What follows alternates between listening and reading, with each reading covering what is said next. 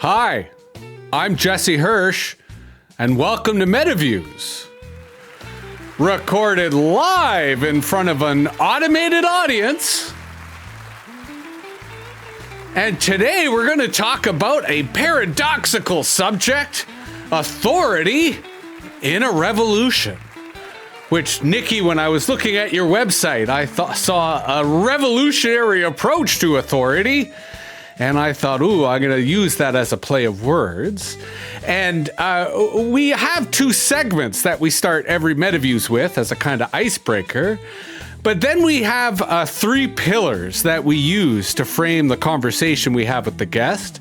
And in your case, Nikki, I was looking at thought leadership, comfort zone, and trust, which I thought with your particular expertise and wisdom would be something that we would be able to get into some really good conversation and discussion on. But we start every episode of MetaViews with the news. And this is partly because the news has always carried through the media, but also because we like to ask our guests, what are you paying attention to in the news? This is perhaps one of the busiest news cycles, perhaps in decades. There's a lot going on, a lot of distractions. So this is on an intuitive level, a way for us to kind of tap into our guest's mind and get a sense of not just what they're looking at, but what you think our audience should be paying attention to. First of all, Jesse, thanks for having me on the show. It's a real pleasure and an honor to be here. And I'm a Canadian. And what's top of mind for all of Canada right now is the fact that President Donald Trump has imposed a across-the-board 25% tariff on all Canadian exports, with the exception of energy exports, which are taxed tariffed at 10%. Canada is a trade nation. We depend on global trade for a good chunk of our economy. And the United States is by far our largest trading partner. Over 70% of Canada's trade is done with the United States. This is going to have a massive impact on Canada. And no question, a lot of Canadians are talking about it. There's some Canadians that are some mixture of hurt, angry, and bewildered as to why this is happening. There's some Canadians that are angry and wanting to hit back. And there's other Canadians, more like myself, who have a more nuanced take on it. We understand why America's doing it, and frankly, we support the intention behind it. Although we'd like to see the tariff aspect not hurt average people, because, people's jobs are on the line, and we want people to have the jobs that they need. If I could, jump in, I'm curious to get you to elaborate on the trade piece and whether, to your point, Canada as a trade dependent nation will look towards other trading partners or look towards other markets as a kind of opportunity in the face of this kind of crisis. But I'd love for you to elaborate on that point of nuance, because ironically, nuance is one of those words we try to use a lot here on this podcast, so that we get past the kind of cliche. So I'm curious to hear your thoughts on, again, putting aside the terrible consequence on the Canadian economy, what you think the logic is behind these particular measures. I think the logic is very sound from the point of view of the United States. First and foremost, President Trump got into office because he promised he was going to close down the border, and not just the border with Mexico, but even the border with Canada, so that illegal migrants and the illegal drug and human trafficking trade would come to a stop. Fentanyl has been killing upwards of 100,000 American citizens a year, and it is primarily coming in through the porous border with Canada and the porous border with Mexico. Now, a lot more is happening through Mexico, but still a fair amount's happening in Canada. So Vancouver, British Columbia is being used as a, entry point for a lot of transnational kind of criminal organizations involved in the drug trade, bringing in the fentanyl. And because Canada's border with the U.S. has been fairly porous and easy to get through, they've been using that to ship drugs into the U.S., right? And Donald Trump wants to put a stop to that. So I understand why he's doing that. And, as a concerned citizen, I agree with him. I think that's an important thing to do.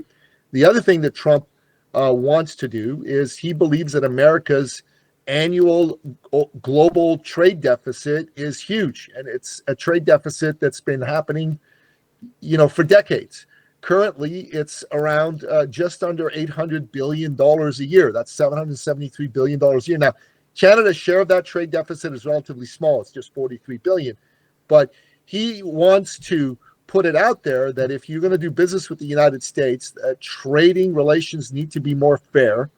And from my point of view, and from the point of view of President Trump, that means that there's going to be tariffs put on. That means that those markets are going to need to open up to American goods in a bigger way than they have in the past.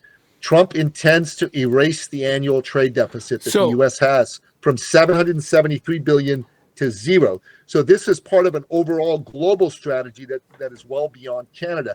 So it makes a lot of sense, Jesse. Two quick follow-up questions to that. What do you see as the solution to the first issue in terms of the illegal drug trade, for example, or the border security issue?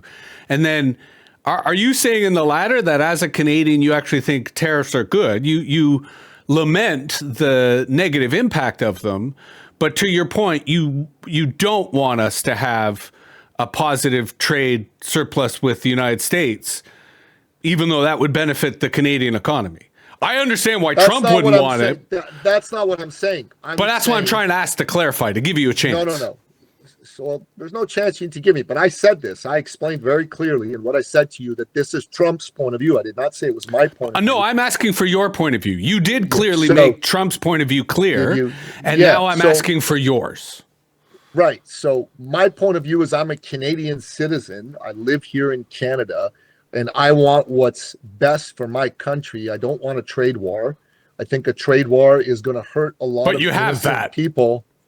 That's what we have, right? So you're asking for my point of view. Let me finish. Don't interrupt me. Let me finish. I'll let you know when I'm finished, and then you can state your piece, okay? So my point of view, again, I'll reiterate, is I don't want a trade war.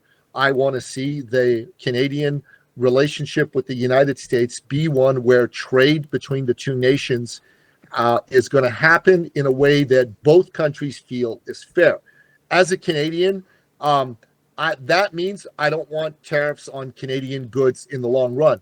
However, as someone with a intelligent and a rational take on the relationship between Canada and the United States, I understand why America's taking the stance that it's taking. And if I were President Trump, I would do exactly what he's doing. But as a Canadian, I would like to see our leaders go to President Trump and say to him, Mr. President, let's find a way to make you satisfied with the way we're handling our border. And I think it's really straightforward.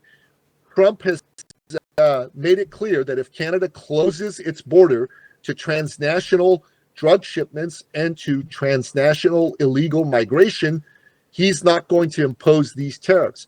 All Canada has to do is at the leader level say, okay, we are putting a military general in charge of the Canadian border.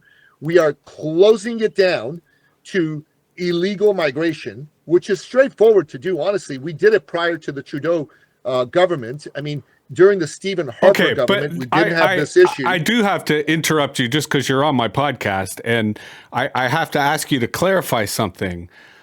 And it's a two-parter. It's not clear to me that the Canadian border has ever been secured. I think it's fair to make the argument that, as to your point, that the American government is concerned that the Canadian border is very porous and very open, which it is. My question to you really is, how, as a Canadian, I assume someone who pays taxes, what do you think the economics are of actually securing what is one of the largest borders in the world? Because there's a reason why it's never been secured. The cost of doing so is incredibly prohibitive. That's why America would love us to foot the bill. I'm curious to hear your thoughts on that. Well, like I said, the situation in Canada's relationship with the United States is such that we must ensure that the border is not porous.